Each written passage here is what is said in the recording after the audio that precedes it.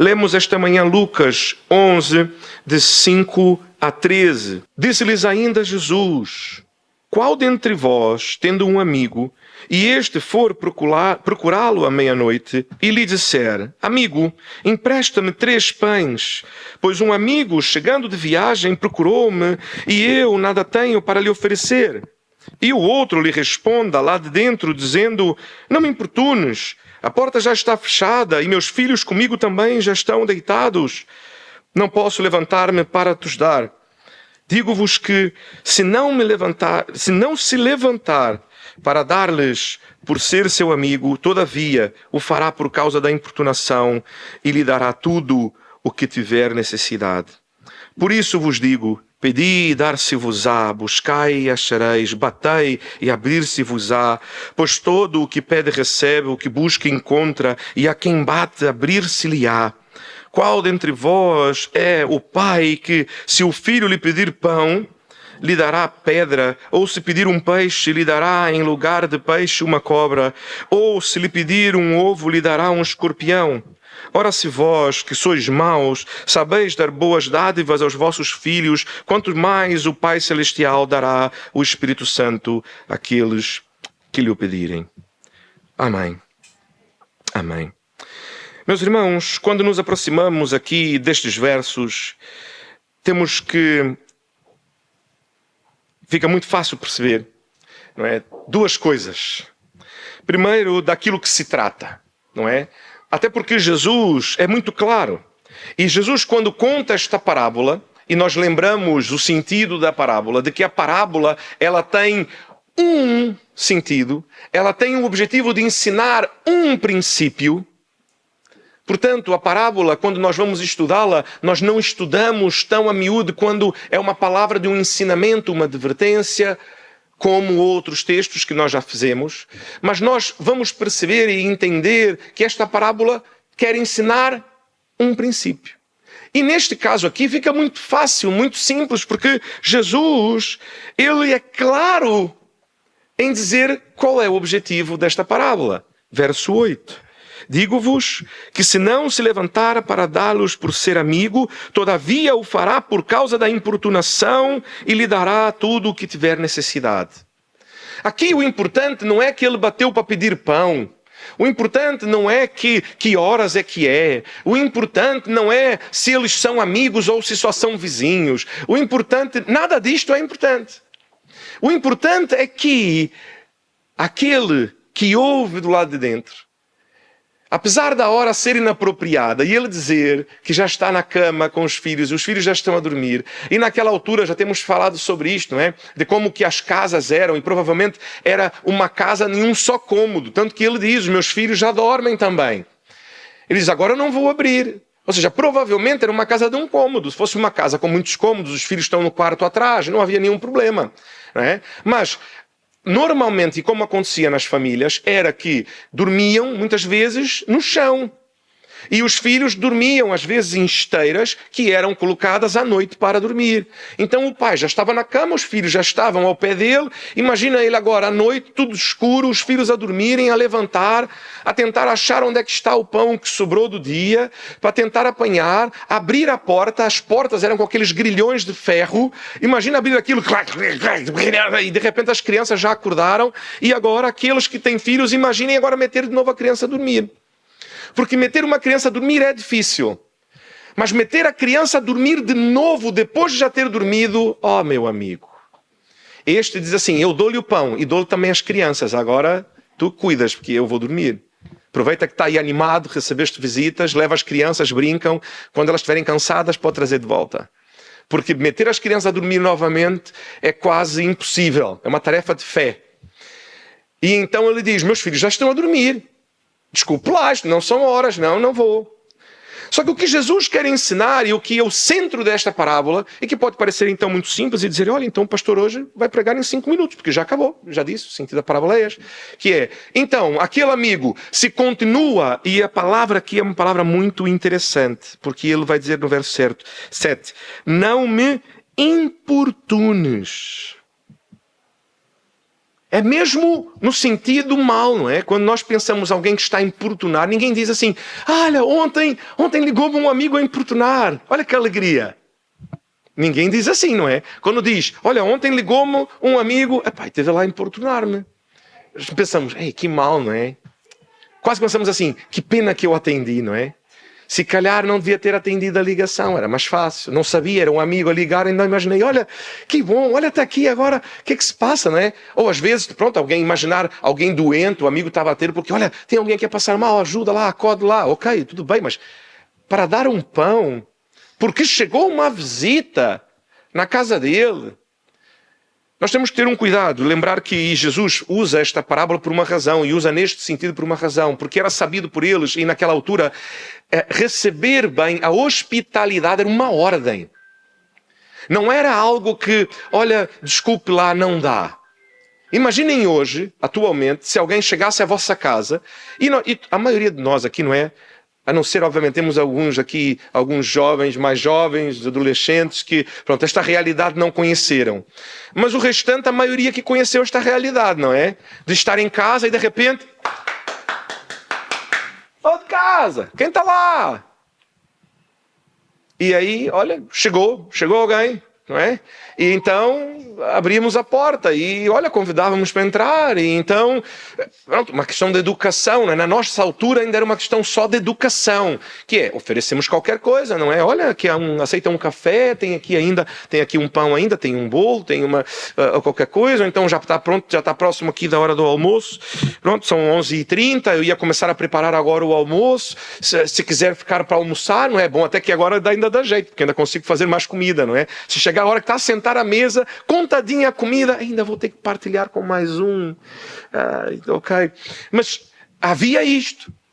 Em nosso tempo, hoje em dia, não é assim, não é? As pessoas ligam antes e dizem, olha, posso fazer uma visita, vamos marcar um dia, então marca-se, e olha, então venha ter comigo e convida, mas antigamente não era assim.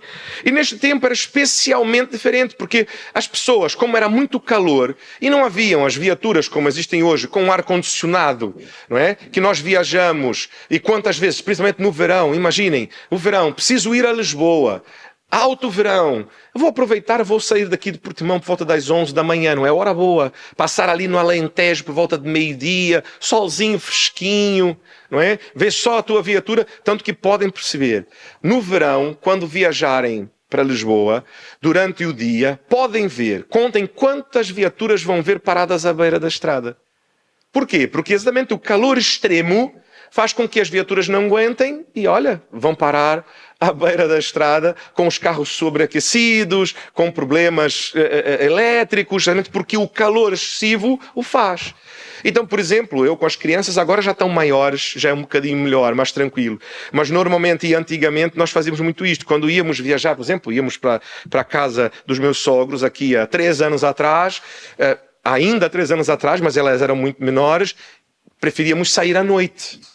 Não só porque as crianças já dormiram, não é? E estão quietinhas e viajam uma viagem mais longa, não ficam a cada 30 minutos a pedir, pai, quero ir à casa de banho, pode parar em qualquer lado. Acabamos de sair da paragem da casa de banho e o outro diz, afinal eu também quero. Mas porquê que não foste? Disseste que não querias. Mas eu também quero. Ou então, durante o dia, aquele calor, oh pai, aqui atrás está muito quente. Aí abrimos o vidro, não podemos ir tão rápido, não é? Porque fica muito vento. Está muito vento. E está muito calor e o sol está aqui a bater. E aí tentamos meter qualquer coisa na janela para o sol não bater. Então, como que se viajava naquela altura? Viajava-se normalmente à noite. Esperava-se o fim do dia e saía-se à noite. Por isso, não era incomum, por volta da meia-noite, chegar à casa de alguém. Lembrar também que as viagens não eram viagens curtas, não é? 30 minutos a andar não dá nada. 30 minutos a andar, vamos daqui ao outro lado ali da ponte, ali em Lagoa. Uma viagem era sempre muitas horas de viagem. E, portanto, as pessoas saíam à noite, demoravam muitas horas a chegar e muitas vezes chegavam assim, meia-noite. Só que existia esta questão de que era uma obrigação a hospitalidade. Então, agora imaginem, e na época não existiam os conservantes que existem hoje, os processos não eram os processos que existem hoje, e portanto ninguém fazia pão, por exemplo, para sobrar. Vou fazer logo hoje, eu faço logo uma fornada maior, pronto, amanhã dá jeito, não é? E aí, pronto, só faziam isto, que dia que faziam isto? Na sexta-feira, muito bom, Marcelo, ganhou uma estrelinha. Bom aluno. Por quê? Porque no sábado não iam assar o pão, não é? Então, na sexta-feira faziam um bocadinho a mais. Mas nos outros dias era normal, faziam pão todo dia, não é?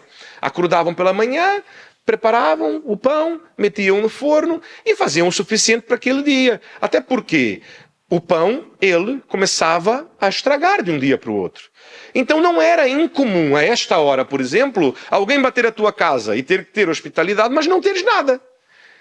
E então é isto que acontece a este homem. Batem a casa dele, meia-noite, batem a tua casa. Então, olha, cheguei de viagem. Aí, a ganda fome, não é? O que é que tens aí para mim? E era obrigação do dono da casa oferecer. Se calhar, se eu batesse na tua casa hoje, meia-noite, e dissesse, aí, ganda fome, tem aí uma jantinha.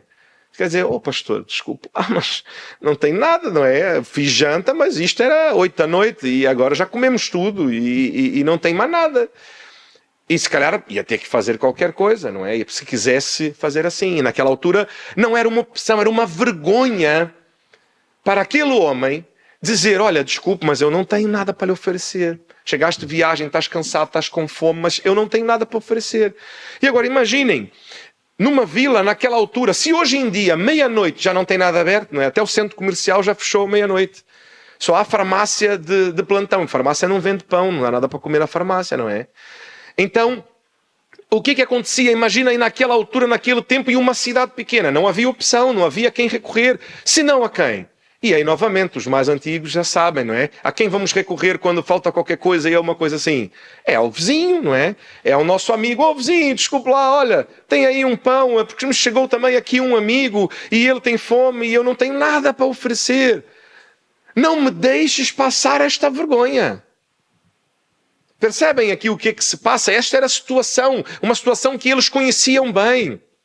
Agora, este texto tem aqui um entretanto, um porém, um contudo, principalmente na versão em que nós lemos. Porque a versão que nós adotamos em nossa igreja, a versão ao meio da revista e atualizada, e esta versão pode nos fazer perceber mal o texto, por uma razão. Porque quando nós lemos aqui o verso 5, ele diz, disse-lhes ainda Jesus, qual dentre vós, tendo um amigo... Então isto parece que a nossa posição na história é, eu estou fora da história, qual é que de vós que tendo um amigo, ou seja, um amigo, um terceiro, e este for procurá-lo, então parece o quê? Qual é a sensação que dá? É que este amigo veio procurar-me a mim. É que eu estava então em casa e este amigo veio procurar-me. Só que o texto original, se os irmãos forem ver tanto a versão, a Nova Almeida, que existe, a versão Nova Almeida, ou então, por exemplo, a versão NVI, ou verem outras traduções, no original, o que o texto está a dizer e a suposição que Jesus faz é, imagine a ti que um amigo venha à tua casa. Portanto, nesta situação, nós somos aquele que recebe o visitante. Não somos aqueles que está a dormir e o amigo importuna. Nós somos aquele que vai importunar. Nós somos aquele que recebe um amigo de viagem que não tem nada em casa, então vai recorrer a um outro amigo que é vizinho e pedir a ele, olha, vizinho, desculpe lá, mas tem aí um pão.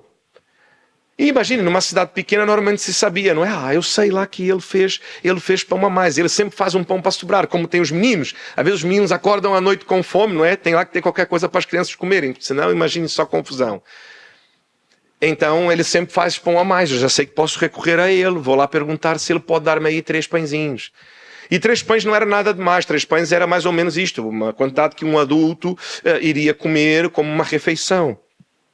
E nós sabemos muito bem, se calhar hoje em dia, se nós disséssemos, pastor, vou à tua casa para jantar, ou então chegasse à casa de alguém e oferecesses pão, pronto, novamente, os mais antigos sabem, o pão é uma refeição. Os mais jovens vão dizer, não, pão é um lanche. Né? Pão não é uma janta, pão não é um almoço, pão é um lanche. Né? Mas os mais antigos não. Os mais antigos sabem, o pão às vezes é uma refeição. A refeição é isto, é pão. Come-se pão e antigamente em Portugal, muitas vezes, diante da pobreza, era só pão e vinho. Pão, um azeite, um vinho e era isto, era o que tinha às vezes para comer. Exatamente pela facilidade, pela praticidade, por ser barato, não é? E então esta situação é a situação que Jesus coloca. E então Jesus apresenta um homem que pede ao seu vizinho. E o vizinho, a primeira resposta que lhe dá, não é: ó vizinho, desculpe lá, não vou lhe dar pão coisa nenhuma, não tem nada a ver com isto, não foi isto. A questão não é que ele não queria dar o pão. A questão é, ele até daria o pão de bom grado. Entretanto, ele tem uma situação que o impede, que é: olha, meus filhos já estão a dormir. Se eu for levantar agora, como disse, vou levantar agora para apanhar o pão, abrir a porta ou a janela que fosse e lhe entregar isto, ora, as crianças vão acordar. Imaginem assim, não é? Principalmente em nosso tempo que nós não queremos importunar ninguém. Nós não queremos incomodar ninguém. Se calhar já íamos então dizer, falava até mais baixo, não é? Chegamos lá animados, acabamos de receber visita, então nossa casa, as luzes ainda estão acesas, recebemos visita. Oh, meu amigo, há quanto tempo que não o vejo. Animados, não é? Imaginem o pastor fala alto naturalmente, não é? A Andressa costuma dizer que eu não sei sussurrar. Eu a sussurrar é uma pessoa normal a falar baixo, mas que todos conseguem ouvir o que está em volta. Eu disse, bom, ainda bem que eu não falo nada que não se possa falar, não é? Eu não digo asneiras, porque senão realmente ficava mal, mas ela costuma dizer isto, que eu falo muito alto, às vezes à noite ela fala, amor, já está muito tarde, fala mais baixo. Os vizinhos não precisam ouvir também, participar da conversa. Imagine eu a chegar nesta casa, ia bater na janela e dizer, ô vizinho, olha lá, tem lá um pão, chegou-me um vizinho, e ele, então, meus filhos estão a dormir. Pá, desculpe lá. Até falava baixo. Eu não sabia, desculpe, olha, perdi noção da hora. Amanhã falamos, olha, desculpe. Olha, desculpe, olha, se não falei, desculpe. Uma última vez, desculpe. Porque não queremos importunar. Não queremos incomodar. Ou então ligamos para alguém, não é? E nós percebemos de repente, então como é que estás? Estás bem? Não sei o quê. E aquela pessoa, o amigo, atende e de repente percebemos que a pessoa está ali um bocado aflita e diz, olha, desculpe lá, mas é que agora eu não posso mesmo falar. Olha, desculpe. E se calhar hoje em dia, e o pastor faz isto, os irmãos já devem ter percebido, alguns dos irmãos já devem ter percebido. Às vezes eu envio mensagem ao irmão dizer, olha, qual é a melhor hora para ligar? Que horas é que podemos falar? Exatamente para não incomodar, exatamente para não ligar em uma hora que não seja oportuna para o irmão e não colocar o irmão nesta situação, vai ter que dizer ao pastor que, olha, pastor, desculpe, mas agora não posso. Então temos tanto cuidado, tantos dedos, E naquela altura também não era muito diferente. Ninguém queria, obviamente, incomodar. Ninguém quer ser este vizinho, não é? Este vizinho que incomoda, que bate na porta do outro, à meia-noite, a gritar, a pedir pão, a acordar as crianças e fazer confusão. Mas o que Jesus nos apresenta não é, no fim, como este homem sendo mau ou estando errado. Ele apresenta este homem como tendo uma atitude que certamente, como o texto vai dizer, não me importunes.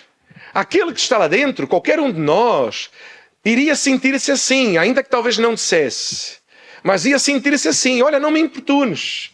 Não quero ser importunado, estás a importunar-me. Isto não são horas. Mas o que Jesus está a dizer é que apesar de para nós ser importunado é algo inconveniente e mau, Jesus está a dizer que nós devemos importunar a Deus.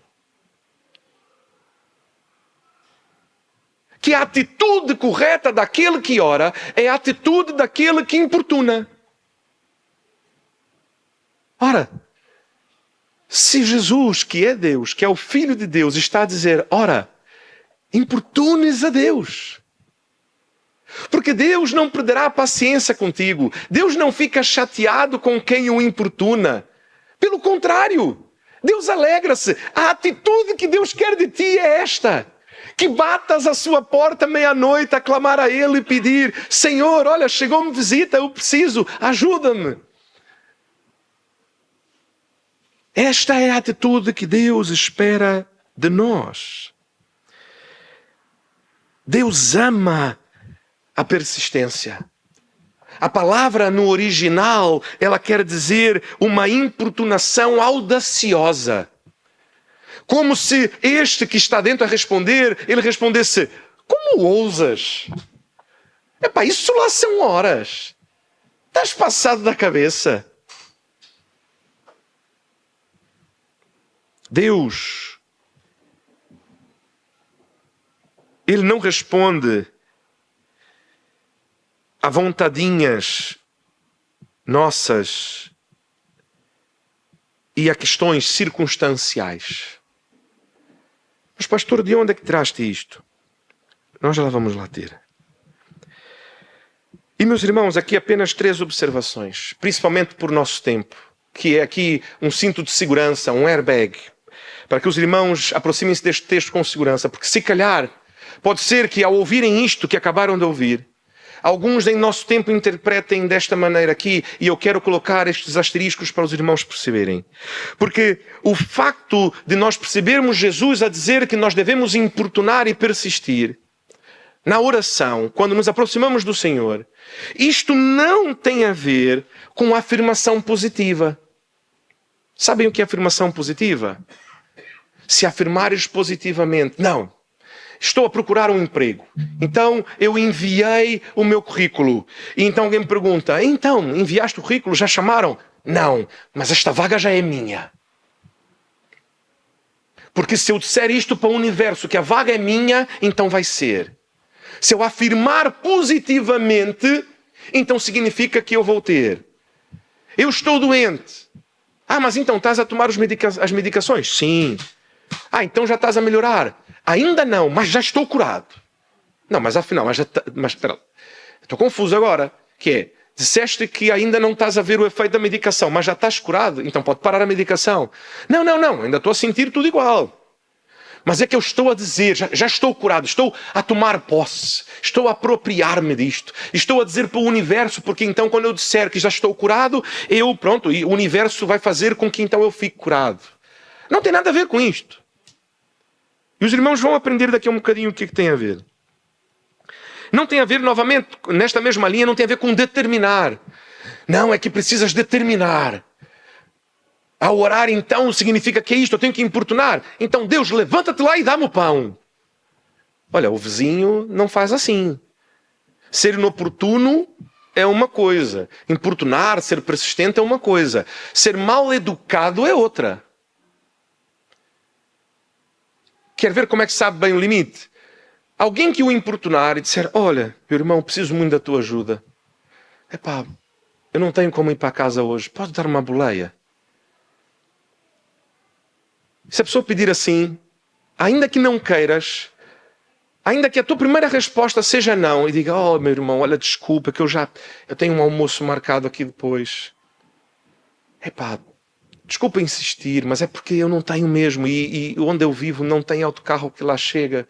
Eu percebo que o irmão tem um almoço, eu percebo, mas é muito rapidinho, o irmão leva-me ali, é 5 minutos. Por favor, ajuda-me lá. E essa pessoa insistir, mas com educação, se calhar vai ficar tão constrangido que vai dizer, epá, vamos, então vamos despachar, pronto, ok, 5 minutos não é nada, eu chego um bocadinho, pronto, atrasado, mas está tudo bem. Agora, se esta pessoa dizer, não, é tua obrigação como crente, tu tens é que usar o teu carro para Deus, e se o carro não é teu, é do Senhor, tu tens que me levar. Se calhar vai pensar, mas que disparate, agora é que eu me levo. Percebem como é que há uma diferença entre ser alguém que é insistente, que é importuna, mas pela insistência, mas que o faz ainda assim com educação, com gentileza, a saber. Ele é um amigo a pedir, olha, amigos, vejam que ele explica. Olha, um amigo chegou-me.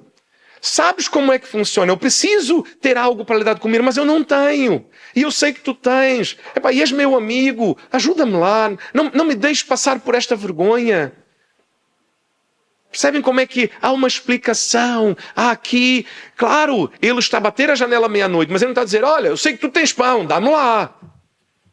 Senão ele ia dizer, epá, cala-te. Agora mesmo que não dou. E sou capaz de levantar, abrir a porta é para o pôr para fora, o pôr a correr. Mesmo que tenha pão. E agora é que não dou pão coisa nenhuma. Percebem como é que não necessariamente tem a ver com isto? E, portanto, não tem nada a ver com esta coisa que nós ouvimos. É capaz dos irmãos já terem ouvido. É que não, o crente, quando orar, ele tem que determinar. Eu determino em nome de Jesus. Não determinas nada. Paulo disse que ele era o menor no reino dos céus. Eu quero saber quem é maior do que Paulo. Os irmãos já me ouviram dizer isto, não é? Que eu costumo brincar também dizer isto aqui. Paulo disse que era o menor no reino dos céus porque não conhecia a mim. Você vai dizer, tá bem, ok, o pastor Marcos é menor que eu. Pronto, sou o segundo menor. E como é que eu posso determinar qualquer coisa se sou o menor? Como é que um servo, o menor dos servos de um senhor, o determina aquilo que ele deve fazer? Muito pelo contrário. Ele tem até, se calhar, medo de pedir, não é? Se for a posição for esta e a relação for esta. Portanto, a relação não é esta. Não tem a ver também com uma outra coisa que às vezes as pessoas também percebem mal. Que é nós devemos insistir, e nós insistimos, porque de alguma maneira a nossa insistência muda a vontade de Deus. Não era bem aquilo que Deus queria para mim, mas eu orei, e Deus mudou a sua vontade, e então ele disse, tá bem, ok, eu não queria lhe dar. Mas pronto, já que estás a insistir... O próprio texto não diz que a questão aqui é querer dar ou não. Percebem? A questão aqui não é que o vizinho diz, olha vizinho, desculpa, não tenho pão. Não é dizer, vizinho, desculpa, mas não vou lhe dar pão coisa alguma. O que ele diz é, vizinho, meus filhos já estão a dormir. Isto não são horas. Ou seja, não tem a ver aqui com mudar a vontade do outro, com mudar a vontade de Deus. Eu insisto com Deus, eu sei que não é aquilo. Olha Deus, o que eu queria, Deus chamou-me para ser missionário. E eu ouvi aquilo e disse para Deus, olha Deus, eu concordo em parte. A parte do missionário eu concordo. O se eu não concordo, eu prefiro lhe. Eu prefiro ser milionário, não missionário. Então, Senhor, será que conseguimos mudar um bocadinho? Senhor, não envia-me a mim. Esta coisa de ser pastor dá muito trabalho. Dá muito trabalho. Eu prefiro ter um trabalho ali, não é? Durante a semana, normal. Eu vou servir na igreja, Senhor.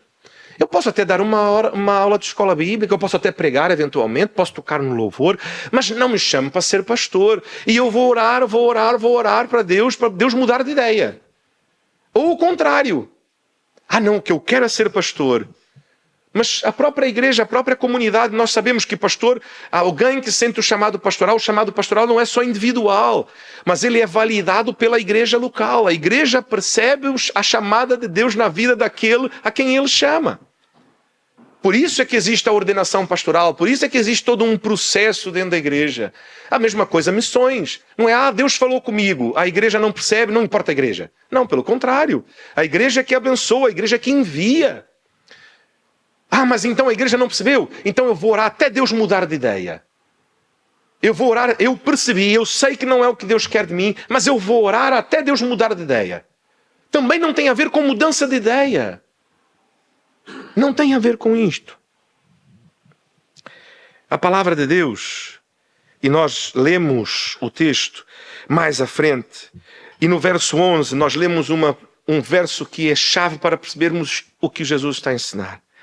Que é, qual entre vós é o pai que se o filho pedir o pão vai dar pedra, o peixe vai dar no lugar dele uma cobra, ou que pedir um ovo vai dar um escorpião. 11. Se vocês que são maus sabem dar boas dádivas. E esta palavra é uma palavra-chave, a palavra boa. Porque a palavra boa tem a ver com bondade, com aquilo que é bom. Só que aquilo que é bom aqui não é necessariamente o que nós humanamente pensamos como que é bom, mas tem a ver com a bondade de Deus, como quando alguém vira-se para Jesus e diz: "Oh meu bom mestre", e a resposta de Jesus qual é? "Por que me chamas bom? Só Deus é bom." Tem a ver com aquilo que Paulo vai escrever em Romanos 8:28, pois sabemos que Deus age em todas as coisas para o bem. O bem não quer dizer a tua vontade, não quer dizer que tudo lhe vai estar a correr bem, mas está a dizer que é para o teu bem. Hoje em dia os remédios são todos docinhos. Uma maravilha. Uma maravilha para os pais, por um lado, porque quando vão dar, as crianças não refilam, como nós refilávamos quando tomávamos medicação. Isto é bué mal. Por outro lado, é mau, porque, pronto, hoje esta é a última dose. Passado ali umas horas, então não tem que tomar o remédio. Não, é bom, o remédio é docinho, é gostoso, eu quero tomar mais, não posso tomar mais. E hoje em dia os remédios são tão gostosos que as crianças querem remédio. Parece que aquilo, pronto, é como se fosse um rebuçado, uma coisa assim, um suminho. Então também tem um lado mau, não é? Mas nós sabíamos e nós conhecemos aqueles remédios que na altura, não é?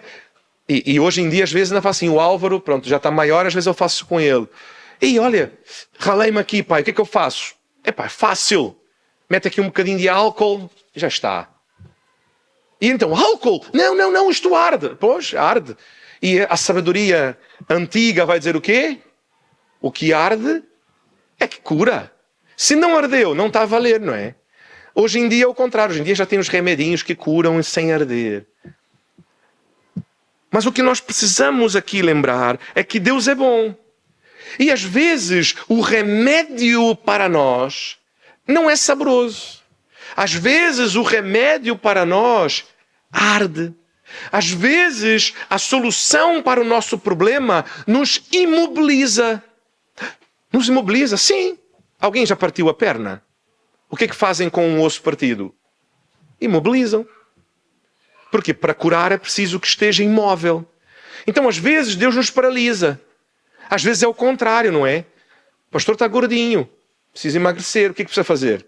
É o contrário, precisa se meter em movimento. Então, às vezes, o que Deus faz é que nós queremos, Deus, estou muito cansado. E Deus, não, vai, é mais, é para fazer mais, consegues mais.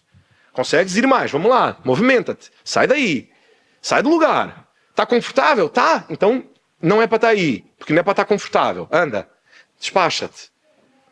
Às vezes, o que nós precisamos, aquilo que é bom, aquilo que é o bem que Deus nos faz e quer fazer, não será saboroso, não será confortável, não será docinho, não será sem dor.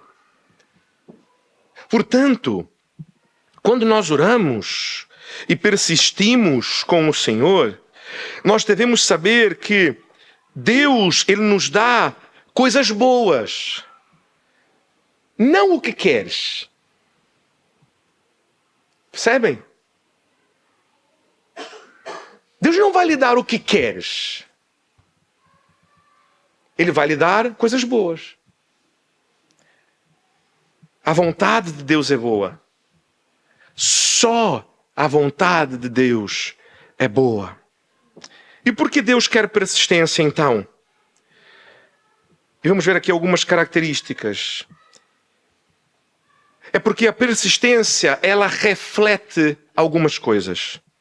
A primeira coisa que a persistência reflete é a importância. Porque nós persistimos naquilo que nos é importante. Aquilo que não é importante, nós não persistimos. Concordam comigo? Se há algo que não é tão importante, se calhar nós até tentamos, mas não é tão importante assim. Então, nós deixamos para lá. Se não é importante, nós desistimos. E aqui, meus irmãos, deixem-me dizer uma coisa. Deus não quer a nossa persistência para testar, para ficar a saber se é importante para nós ou não, porque Deus já sabe. Deus, quando nos diz que devemos ser persistentes e Ele não nos dá o que pedimos imediatamente, Ele está a nos mostrar e nos ensinar que apesar de nós estarmos a orar naquele momento a dizer, Deus, isto é tão importante, afinal não era. E Ele já sabia. Quem não sabia eras tu. E então, porque foste obrigado a persistir naquilo e não persististe, um tempo depois lembraste, é verdade, isto aqui é mais ou menos 1 ano, 2 atrás, eu estava a pedir isto para Deus. Olha que bobagem. E quem aprendeu que aquilo afinal não era importante, era tu. Ou às vezes oras por algo de maneira um bocado displicente. Senhor, eu queria pedir ao Senhor isto. E então um tempo depois lembra-te de dizer, afinal eu devia ter orado mais por aquilo, não é? Isto é de facto importante. E voltas a orar. E então começas a insistir. E só então percebes o quanto aquilo que estavas a orar, talvez de uma maneira mais leviana, o quanto aquilo de facto é importante. E aí quando Deus o dá, o valor é muito maior. Por quê? Porque percebeste a importância. E quando recebemos algo que sabemos que é importante, a nossa gratidão é muito maior. Portanto, Deus, Ele quando nos pede a persistência na oração, Ele se alegra com a persistência na oração, porque a persistência, ela reflete a importância daquilo que Ele está pronto para nos dar. A persistência, ela reflete a consistência de que é algo que nós consistentemente queremos. Não é apenas uma vontade passageira. Não é apenas algo que hoje está para um lado, mas amanhã está para o outro. Que, novamente, Deus já sabia que era passageiro. Quem não sabia que era passageiro éramos nós. Estávamos a orar por algo que não era, além de não ser importante, era algo que hoje nós queríamos, mas amanhã já estava para o outro lado. E sabia tão bem hoje comer um sushi. Oh Deus, manda-me lá um sushi. E então no outro dia, afinal, pronto, não faz diferença. Podia ser outra coisa qualquer. De que de facto não era algo que nós consistentemente queríamos. Senhor, eu preciso realmente disto. Isto aqui é algo que é importante. E eu consistentemente continuo a esforçar-me nesta direção. Portanto, nós aprendemos uma lição sobre consistência.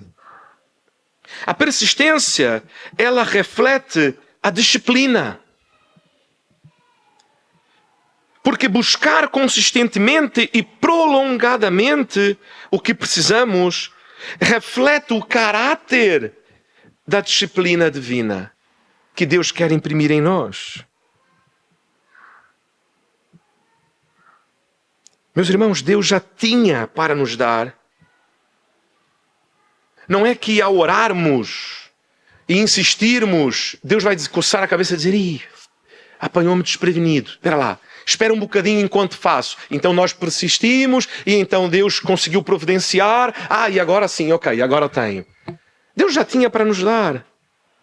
Mas nós é que aprendemos a ser consistentes. Nós é que aprendemos a manter a consistência por um tempo prolongado, a disciplina. Enquanto Deus imprimia em nós o seu caráter. Deus podia ter dado no primeiro dia? Podia. Mas Ele com isto queria nos dar algo muito mais precioso do que algo que nós precisávamos e que oramos. Deus imprimiu em nós o seu caráter e a sua disciplina. E por fim, a persistência reflete a paciência. Novamente, o caráter daquele que confia na provisão de Deus, no devido tempo, do seu perfeito e eterno plano. Deus já sabia o quando. E tenha certeza, meu irmão, nós orarmos mais não vai fazer com que venha antes. Assim como também orarmos menos não vai fazer com que venha depois. Deus já sabe o exato tempo em que Ele enviará aquilo, o exato tempo em que Ele irá responder. Mas quando nós persistimos em oração, o Senhor imprime em nós o seu caráter e a sua paciência. Porque não é algo que nós oramos. Eu orei, Deus no seu tempo me vai dar, então não preciso mais orar por isto. E então um dia Deus dá, afinal, olha, foi hoje. Nós aprendemos sobre paciência. Não, porque não esperávamos, havíamos até esquecido. Agora, quando nós oramos e persistimos e temos consistência e temos disciplina, nós somos obrigados a ter paciência, não é? Porque oramos um dia, oramos 2, oramos 3, oramos 4. Se calhar o irmão vai procurar o pastor e dizer: pastor, eu agora já tenho dúvidas. Porque eu creio que o Senhor chamou-me para isto, ou que o Senhor deseja que eu faça isto ou faça aquilo. Mas eu já tenho orado há tanto tempo e o Senhor não responde. Meu irmão, o Senhor está a responder.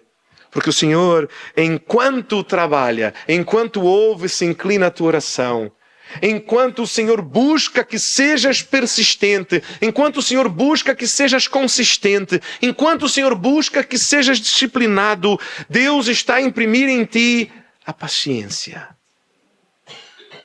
E a confiança de que Ele, no seu devido tempo, proverá no seu perfeito e eterno plano. Ele já proveu.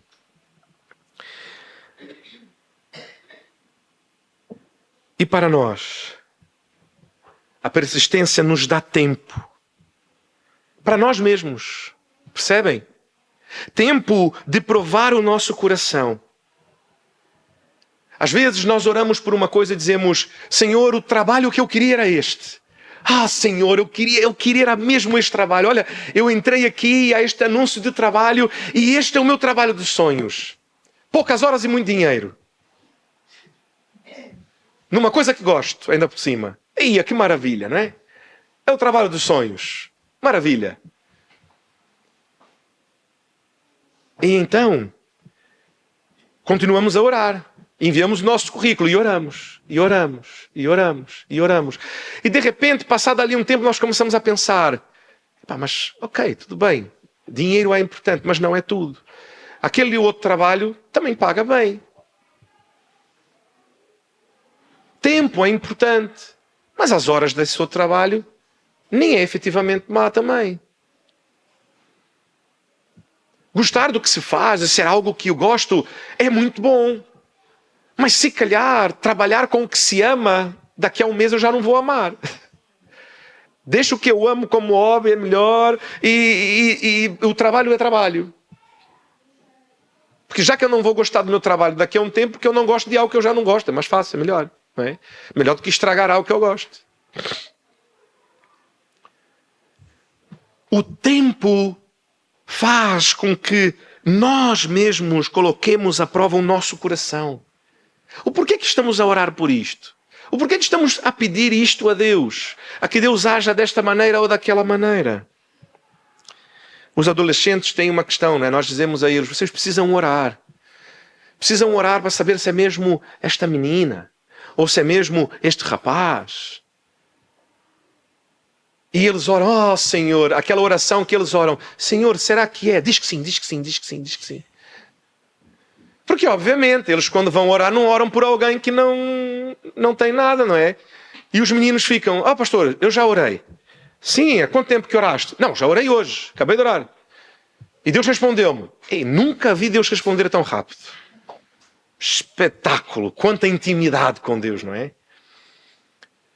E às vezes este tempo de espera, dizer calma, e nós dizemos calma, ore, tenha tempo, conheça, gaste tempo. E então no final volta daqui a um tempo a dizer: realmente pastor, tinha razão. Melhor, foi melhor assim, foi melhor assim.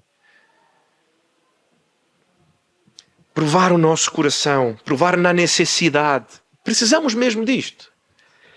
A importância. Isto realmente é algo relevante, importante, que vai me fazer crescer, conhecer mais ao Senhor, caminhar mais com o Senhor, abençoar a minha vida, abençoar a vida daqueles que estão ao meu redor. Testar o nosso coração na decisão. Ah, Senhor, eu estou a precisar de uma casa, eu procurei uma casa e eu achei, e a casa é esta. Senhor, eu quero esta casa. E de repente demora, e o processo vai, o processo vem, pedem documentos e mais documentos, e mandamos isto e aquilo, e a reunião e outra reunião, e agora o proprietário já não sabe se quer vender ou não, e vamos à banca, e eu pegar o empréstimo aprova, não aprova, e de repente no final nós paramos. Mas afinal eu já tenho dúvidas, eu não sei efetivamente se é esta casa. Agora que passou aqui uns dias e eu dormi sobre isto, se calhar agora eu é que não sei. Espere, deixe-me, pronto, se calhar eu vou olhar mais um bocadinho, vou procurar aqui e vou levar mais um tempo. Porque o tempo e essa persistência a que Deus nos conduz prova o nosso coração. Novamente, não que Deus não soubesse já tudo isso, pelo contrário, Ele sabe. E a maneira como Ele nos ensina, porque talvez o irmão vai dizer, a irmã vai dizer: mas por que então Deus não me diz? É assim que Ele diz. É assim que Ele ensina. A persistência nos dá tempo de perceber um equívoco e mudar de direção. Olha, o que eu quero é este trabalho. E afinal, depois, afinal realmente seria um equívoco. Afinal, não seria a decisão certa. Porque eu, por conta deste trabalho, precisaria mudar isto ou aquilo na minha vida, e isto, na verdade, no fim, ia causar uma grande confusão. Ofereceram-me um trabalho melhor. Vou ganhar mais dinheiro e trabalhar menos horas. Mas eu vou ter que trabalhar no domingo e não vou poder ir à igreja. E então, se calhar, depois de um tempo, eu percebo que seria um equívoco. E que é preciso mudar de direção e dizer, não, este trabalho não é para mim. Não que esse seja pecado, não que seja mau. Deus abençoe quem ficar neste trabalho. Mas não é para mim. E eu confio que o Senhor me dará, se for necessário, um outro trabalho que, de fato, tenha mais a ver com a minha realidade e a minha necessidade.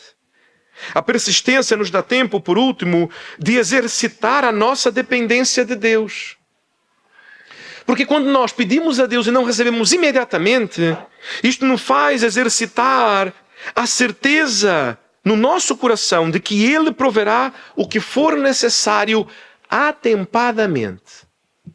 Meus irmãos, eu não conheço uma história, eu conheço algumas histórias de famílias missionárias que o pai, e eu como pai, eu como pastor, eu como missionário, isto chega a me dar calafrios, porque eu sei a realidade como é dura. E de famílias missionárias que o pai, que deve ser o provedor, a mãe de manhã acordou e disse, amor, olha, a despensa está vazia. O que é que precisa comprar qualquer coisa para o almoço? Pois é, né? Deus proverá. E então a família, a hora do almoço começa a chegar, é a hora de pôr as panelas no fogo, amor. Pois, Deus proverá. Amor, já é hora de pôr a mesa. Ponha lá a mesa, Deus proverá. Amor, eu não vou chamar as crianças para a mesa, não há nada na mesa. Chama as crianças, Deus proverá. E então, da família sentada à mesa, com os pratos vazios, com a panela vazia, com o fogão desligado. Mas, então, vamos orar e agradecer o alimento. Mas que alimento? Isto é, agora, Peter Pan? Né? Não conseguimos ver aqui, mas está ali. Não, não é Peter Pan. Vamos agradecer a Deus o alimento.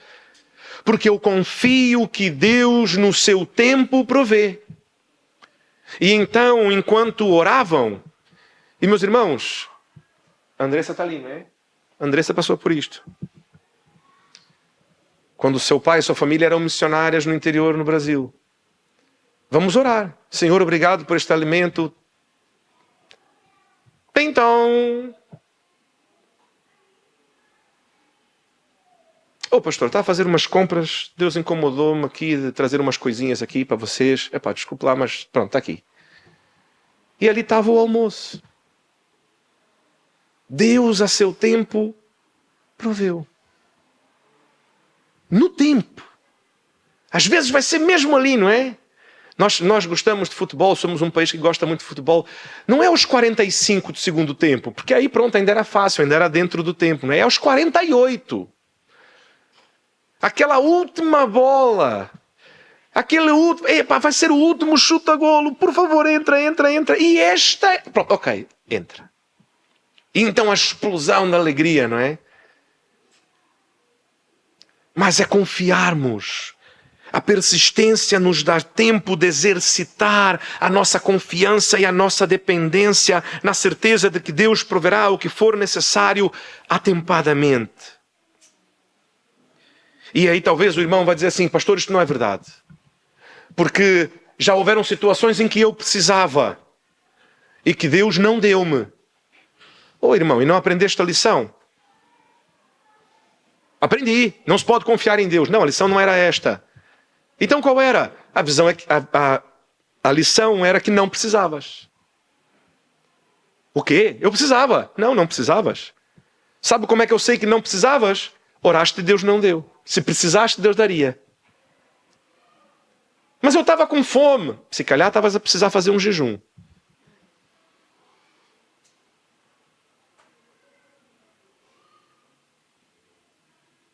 Confiamos ou não confiamos? A persistência nos ensina paciência, nos ensina resiliência. E pelo que devemos importunar a Deus então em oração? No que devemos persistir em oração? Na oração que Jesus ensinou. Jesus acabou de ensinar a orar. E logo a seguir, ele então começa a dizer esta parábola, percebem? O verso 5 começa: disse-lhes ainda Jesus. Jesus ensina, Senhor, ensina-nos a orar. E então Jesus ensina. Podem voltar lá ao verso 1. Verdade, ao verso 2, não é? Pai, santificado seja teu nome, venha teu reino, o pão nosso cotidiano dá-nos dia a dia, perdoa-nos os nossos pecados, pois também perdoamos a todo que nos deve, e não nos deixe cair em tentação. E disse-lhes ainda Jesus: qual entre vós? Percebem? Pelo que devemos persistir? Qual é a oração que devemos persistir? Devemos persistir naquilo que o Senhor Jesus nos ensinou, que é aquilo que devemos orar. Se tem dúvida disto, nós vamos começar a partir de hoje à tarde, já deve entrar a primeira pregação sobre a oração do Pai Nosso, sobre o começo agora do capítulo 11. E então semanalmente vão entrar as outras, os irmãos podem reassistir. Tem dúvida daquilo pelo que deve orar? Voltemo-nos para a oração que o Senhor Jesus nos ensinou. Devemos orar e pedir, primeiro, Pai, santificado seja teu nome, venha teu reino. O pão nosso de cada dia, o pão nosso dá-nos dia a dia. Perdoa os nossos pecados, pois também perdoamos o que nos deve. Não nos deixes cair em tentação. Sabem no que persistir em oração? Aqui está. Ah, pastor, mas eu estava a orar por outra coisa. Então mude para isto. Esteja alinhado com isto. Esta é a oração em que devemos persistir. E Jesus vai dizer: Deus o Pai, Ele é bom. E Ele a seu tempo nos dará aquilo que precisamos. Ore por aquilo que efetivamente é importante e necessário. E saiba que deve persistir. E ainda que Deus não dê, saiba que se Ele não deu, é porque então afinal isto ensina sobre o teu coração e aquilo que achas que é necessário. E precisas ajustar o teu coração, a tua mente, a maneira com que vês o mundo. Que o Senhor, por meio do seu Santo Espírito, nos ensine e nos ajude a persistir em oração. Aquilo que lhe estava a trazer, se calhar, um desânimo esta manhã. Aquela oração que se calhar já havia até abandonado. Ah, pastor, eu cheguei a desistir, eu já desisti disto. Já não tenho sequer mais orado por isto. Este é o tempo, hoje é o dia de voltares a orar.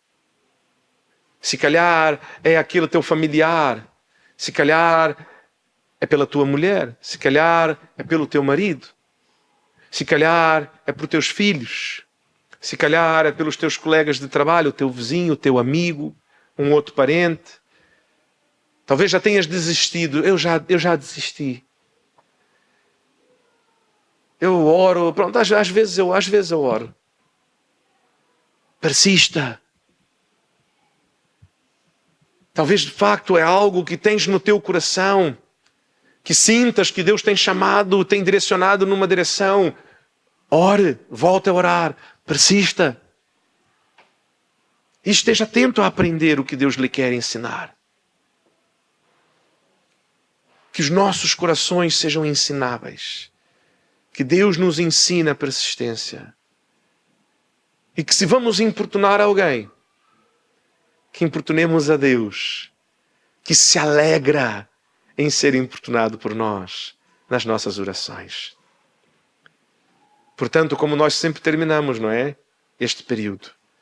Oremos ao Senhor, importunemos ao Senhor mais uma vez esta manhã, para que a sua graça sobre nós e o coração do Senhor se alegre mais uma vez em nós, em nossa importunação com a oração. Senhor Deus e Pai,